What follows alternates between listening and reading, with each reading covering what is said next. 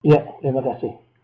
Jadi minggu lalu kita sudah membahas bagaimana hukum Taurat itu tidak diberlakukan lagi.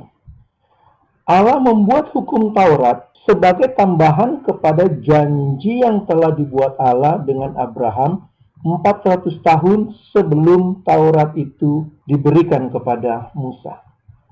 Jadi hukum Taurat itu adalah tambahan, adalah addendum, dan bukan perjanjian yang pokok.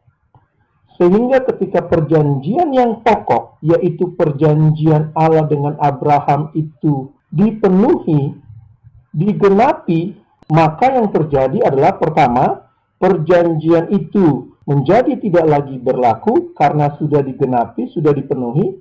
Dan yang kedua, addendum atau tambahan-tambahan terhadap perjanjian itu pun menjadi tidak berlaku juga. Kalau kita memberlakukan satu saja dari perjanjian atau tambahannya, maka itu adalah pelanggaran. Sebab seluruh perjanjian dan tambahannya itu sudah diberhentikan karena sudah dipenuhi, sudah digenapi. Itulah sebabnya Paulus menuliskan di dalam Galatia 5 bahwa setiap orang yang mengharapkan kebenaran oleh hukum Taurat, mereka hidup di luar kasih karunia. Karena hukum Taurat itu tidak lagi diberlakukan, tetapi sekarang yang berlaku adalah kasih karunia. Kalau kita membaca seluruh kisah Abraham, maka kita bisa melihat bahwa kehidupan Abraham dan hal-hal yang ada di sekitarnya itu merupakan gambaran-gambaran atau bayangan-bayangan akan Kristus yang nanti akan datang, yang kemudian digambarkan juga lebih jelas melalui hukum Taurat. Jadi ada kisah antara Allah dengan Abraham, Allah berjanji kepada Abraham, ada kisah di seputaran Abraham, ada Melkisedek, ada Sodom dan Gomora, dan segala macam itu, kisah-kisah itu sebenarnya menceritakan bagaimana kehidupan dengan Kristus itu. Lalu kisah itu, kalau Anda lihat, itu diperjelas di dalam hukum Taurat. Kenapa? Karena hukum Taurat adalah tambahan kepada janji Allah kepada Abraham. Jadi hukum Taurat itu tidak berdiri sendiri, tidak lepas dari janji Allah kepada Abraham. Misalnya, ketika Abraham mengorbankan Ishak, itu merupakan gambaran bagaimana Yesus akan dikorbankan oleh Bapa sebagai penebusan kita. Itu gambaran. Dan kemudian diperjelas lagi gambarannya di dalam hukum Taurat melalui korban-korban yang harus diserahkan oleh bangsa Israel, yang harus dilakukan. Ada yang setiap hari, ada yang 1 tahun sekali, dan seterusnya. Ketika Abraham meninggalkan negeri dan sanak saudaranya, itu juga gambaran bagaimana orang percaya harus keluar dari kegelapan menuju ke tanah perjanjian. Dan itu diperjelas dalam perjalanan bangsa Israel di bawah hukum Taurat, mereka menuju ke tanah perjanjian. Ketika Abraham memberikan 1/10 dari hasil rampasannya kepada Melkisedek sebagai raja dan imam besar, di mana Melkisedek memberikan roti dan anggur, itu merupakan gambaran persekutuan Allah dan umatnya. Kita tahu lambang roti dan anggur itu sangat terlibat di dalam perjamuan kudus yang sering kita juga lakukan dan seterusnya. Dan apa yang dilakukan oleh Abraham dengan Melkisedek ini diperjelas oleh bangsa Israel ketika mereka berada di dalam hukum Taurat melalui pembelian persepuluhan. Dan masih banyak hal lagi yang ada di seputar Abraham itu, karena itu adalah perjanjian Allah, lalu dijabarkan lebih detail di dalam hukum Taurat. Jadi hukum Taurat itu seperti Anda melihat perjanjian Allah dengan Abraham itu dengan menggunakan kaca pembesar. Hukum Taurat itu lebih detail. Tapi ingat bahwa hukum Taurat itu hanya tambahan. Dia menjabarkan lebih detail perjanjian yang pokok, tetapi keduanya, baik perjanjian dan tambahannya itu hanya gambaran dari yang sebenarnya, yaitu Kristus. Nah, Allah telah menggenapi semua janjinya kepada Abraham. Allah telah memberikan Kristus yang dijabarkan sepanjang perjalanan perjanjian lama, bahkan dari zaman Adam dan Hawa. Allah sudah menggenapi semua itu, sehingga gambaran-gambaran atau penjabaran yang lebih detailnya di dalam hukum Taurat itu tidak lagi diperlukan. Tidak lagi perlu korban, Kenapa? Karena sudah digenapi. Tidak lagi perlu pendirian kerajaan Israel. Kenapa? Karena kerajaan Allah sudah berdiri. Sudah digenapi. Tidak lagi perlu pemberian 1/10. Kenapa? Karena sudah digenapi. Yesus sudah menjadi imam dan raja. Merupakan gambaran daripada yang digambarkan oleh Melkisedek. Yang digambarkan oleh persepuluhan yang diberikan oleh Abraham. Semua itu gambar. Minggu lalu saya berikan perumpamaan perjanjian Allah dengan Abraham ini, seumpama Pak Filipus berjanji kepada saya memberikan 5 miliar. Kemudian Pak Filipus menjabarkan melalui gambaran-gambaran di atas kertas begitu, bagaimana 5 miliar itu. Perjanjian pokoknya 5 miliar, tapi apa saja 5 miliar itu? Lalu digambarkan di atas kertas. Ada yang bentuknya tunai, gambarnya uang. Ada yang bentuknya emas, digambarkanlah emas. Ada juga yang bentuknya biliet giro, digambarkan dengan biliet giro. Tapi semua itu 5 miliar. Janji Pak Filipus kepada saya 5 miliar, bukan hanya biliet giro. Janji Pak Filipus kepada saya 5 miliar, bukan hanya emas. Tapi dibentuk dalam bentuk gambar-gambaran seperti ini. Nah, kalau hari Minggu kemarin, 2 hari yang lalu Pak Filipus sudah menyerahkan kepada saya 5 miliar yang dijanjikannya itu. Maka tentu saja saya tidak perlu lagi gambarannya. Gambar emasnya saya tidak perlu. Gambar apa tadi itu, biliet gironya saya tidak perlu. Gambar uang tunainya saya tidak perlu. Tidak diperlukan lagi. Bukannya tidak bagus gambar itu. Gambar itu sangat indah dan sangat membuat saya menantikan 5 miliar itu. Tetapi karena 5 miliarnya saya sudah terima, saya tidak perlu lagi gambarnya. Saya sudah menerima yang aslinya. Demikianlah apa yang Allah janjikan kepada Abraham. Allah berjanji akan Kristus. Dan saat itu dijabarkan dalam gambaran-gambaran. Abraham, ambil anakmu, korbankan. Abraham berperang, memberikan 1/10 kepada imam besarnya. Abraham, tinggalkan negerimu, sanak saudaramu. Semua itu adalah gambaran bagaimana nantinya di dalam Kristus itu. Dan seperti yang kita ketahui, bahwa Kristus yang dijanjikan Allah kepada Abraham itu sudah diberikan, bukan kemarin. Sejak 2000 tahun yang lalu dia sudah diberikan. Semuanya, tidak keteng. Bukan satu-satu. Semua sudah komplit. Semuanya diberikan satu paket. 5 miliar yang dijanjikan Pak Filipus sudah saya terima. Mungkinkah saya punya hak untuk masih memberlakukan bahwa gambaran yang emas itu belum diberikan? Padahal saya sudah terima emasnya. Seperti minggu lalu yang saya katakan, kalau saya bersuara malam hari ini mengatakan Pak Filipus kasih saya cuma 3 miliar, maka saya pembohong. Karena saya menerima 5 miliar. Demikian pula dengan janji Allah kepada Abraham. Sudah diberikan semuanya. Kristus telah menjadi milik kita. Bagaimanakah mungkin kita masih memberlakukan bahwa masih ada gambaran yang belum diberikan? Tidak perlu mengadakan korban menurut perjanjian lama itu, menurut hukum Taurat itu. Kenapa? Karena sudah digenapi, Yesus sudah mati menebus kita. Tidak perlu mengadakan persepuluhan menurut perjanjian, menurut hukum Taurat itu. Kenapa? Karena sudah digenapi, Yesus sudah menjadi imam besar dan raja kita. Tidak perlu meninggalkan rumah orang tua serta mengadakan perjalanan ke tanah yang dijanjikan, sebab sudah digenapi, Yesus telah menjadi kerajaan Allah di mana Allah berkuasa. Semua dulu itu adalah gambaran, sekarang realitanya. Dan masih banyak lagi yang dijabarkan di dalam perjanjian lama itu, yang kalau kita periksa di dalamnya, kita tidak hanya melihat bentuk-bentuk acara-acara, bentuk-bentuk bangunan, bentuk-bentuk tempat, tapi semua itu menceritakan akan Kristus. Masih banyak lagi. Kita tidak lagi merayakan hari-hari raya menurut tata cara hukum Taurat, tidak lagi. Kita tidak lagi memberlakukan hari Sabat menurut hukum Taurat, dan seterusnya. Sebagaimana Anda bisa baca, jelas tertulis di dalam Kolose 2 ayat 16. Apa yang saya katakan itu bukan tafsiran. Itu jelas tertulis di dalamnya. Kalau tafsiran mungkin kita masih bisa mempertanyakan. Tapi kalau jelas tertulis dan kita masih mempertanyakan, itu sama dengan kita mempertanyakan yang menulisnya. Kolose 2 ayat 16. Karena itu jangan kamu biarkan orang menghukum kamu mengenai makanan, minuman, atau mengenai hari raya, bulan baru, ataupun hari Sabat. Semua itu hanyalah bayangan dari apa yang harus datang. gambarannya itu.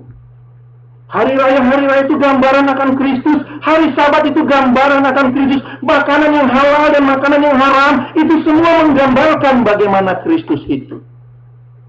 Dan semua digenapi oleh kedatangan Yesus dan melalui kematiannya.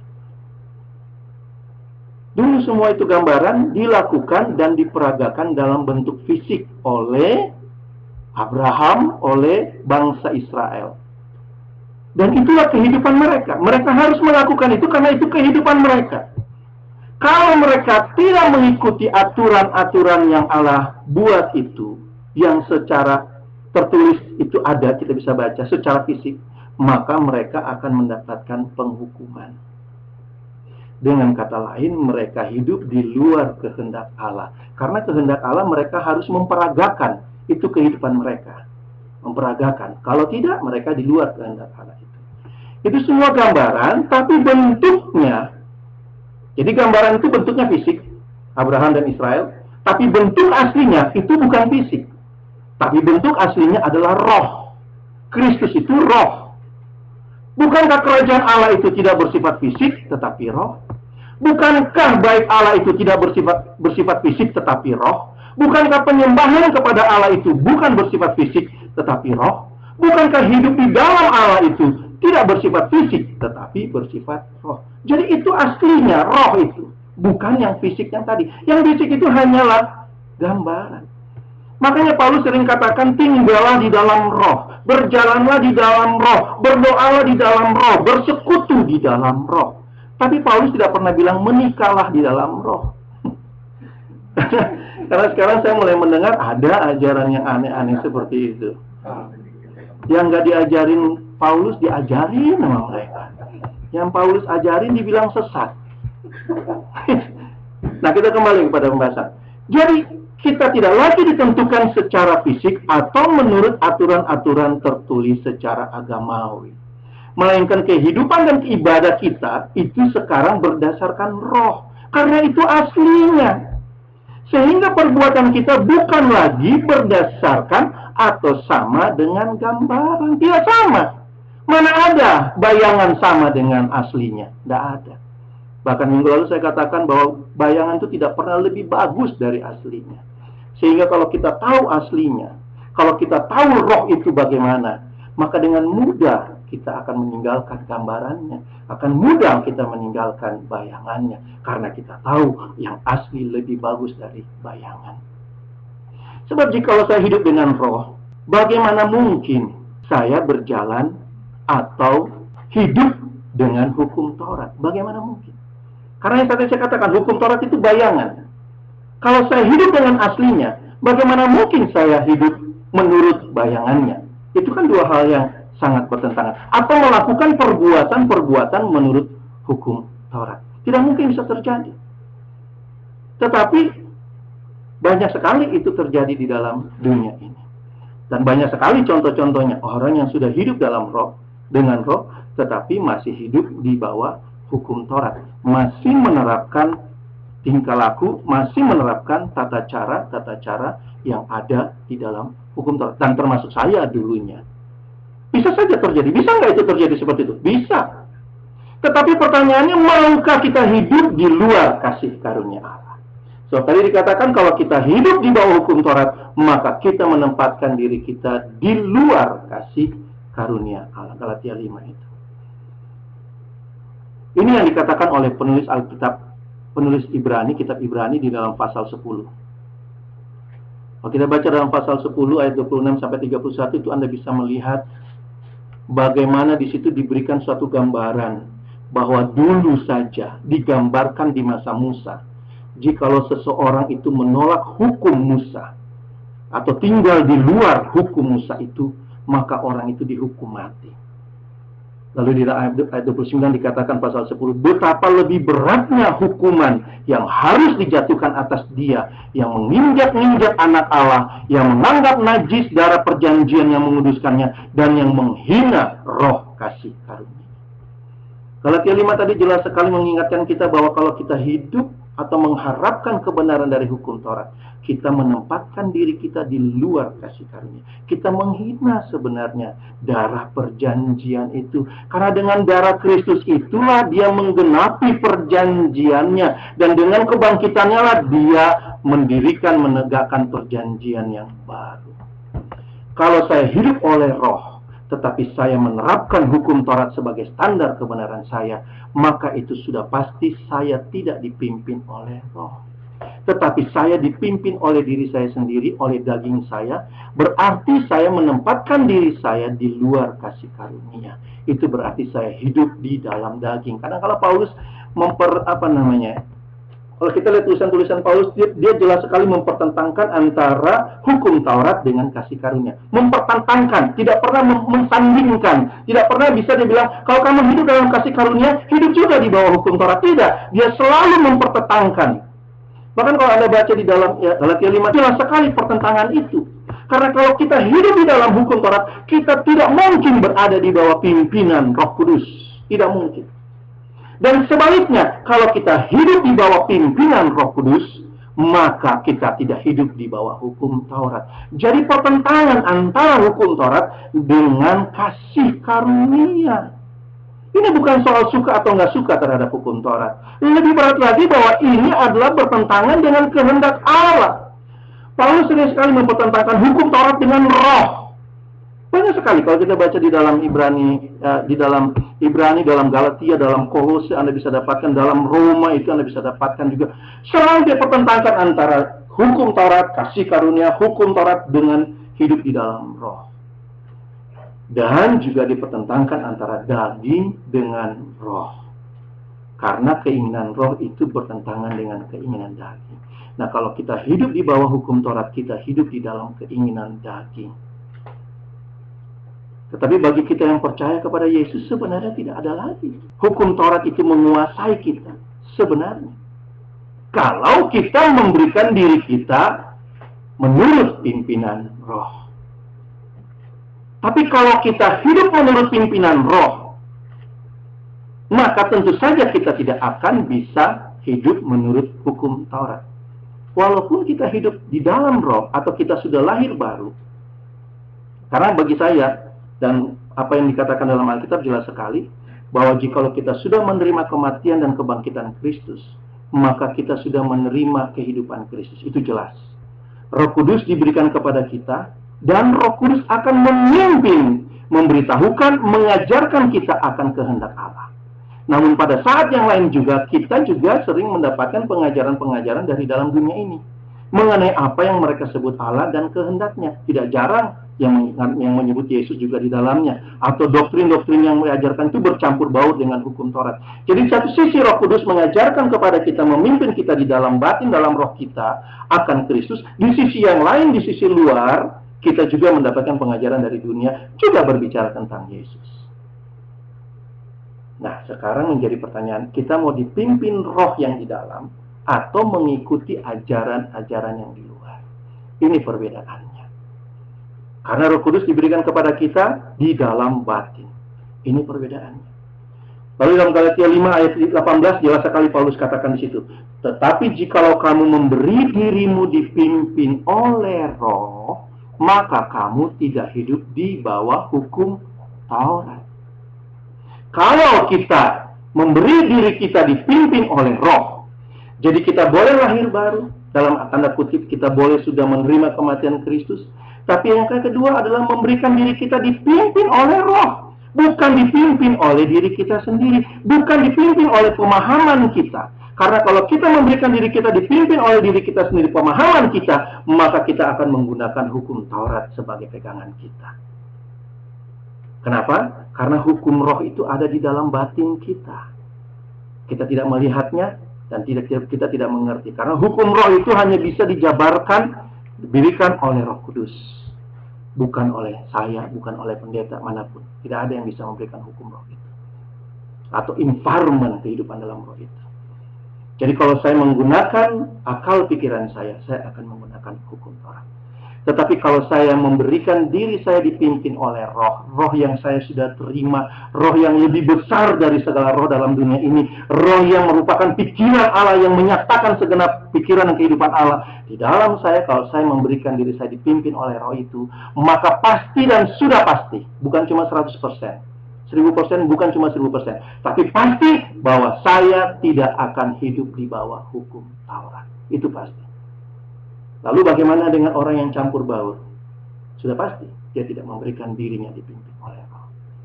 Makanya tidak heran kalau kita berbicara tentang hukum Taurat atau hal-hal dalam hukum Taurat, banyak orang yang confused, bingung. Jangankan orang-orang biasa, gereja aja bingung menjabarkan bagaimana persepuluhan yang sebenarnya. Tidak ada satupun standar persepuluhan yang sama dalam semua gereja. Gereja-gereja itu mengadakan bentuk-bentuk, tapi tidak sama. Nah, kalau tidak sama, roh mana yang menuntun itu? Itu harus menjadi pertanyaan. Karena tidak ada standar seperti itu. Karena Roh Kudus tidak seperti itu. Kalau kita berikan diri dipimpin oleh roh, satu kali lagi saya katakan Galatia 5 ayat 18, maka kita tidak hidup di bawah hukum Taurat. Di dalam ayat 25-nya Galatia 5 itu bagus sekali. Paulus jabarkan kesimpulan yang tadi juga saya sempat uraikan di atas. Bahwa jikalau kita hidup oleh roh, tadi saya katakan bahwa setiap orang yang percaya menerima kematian Kristus, mereka hidup oleh roh. Roh Allah diberikan kepada mereka. Oleh karena jikalau kita hidup oleh roh, baiklah hidup kita juga dipimpin oleh roh.